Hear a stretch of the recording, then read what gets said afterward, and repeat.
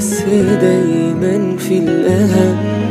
وانت طول عمرك في نظري كنت شايفك زي حلم، بس لما بدأت أقرب وأعيش وياك وأجرب اكتشفت إن انت فعلا شيء قليل مش مهم.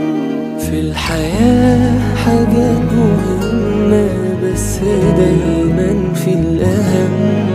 وانت طول عمرك في نظري كنت شايفك زي حلم، بس لما بدأت أقرب وأعيش وياك وأجرب اكتشفت إن انت فعلا شيء قليل مش مهم.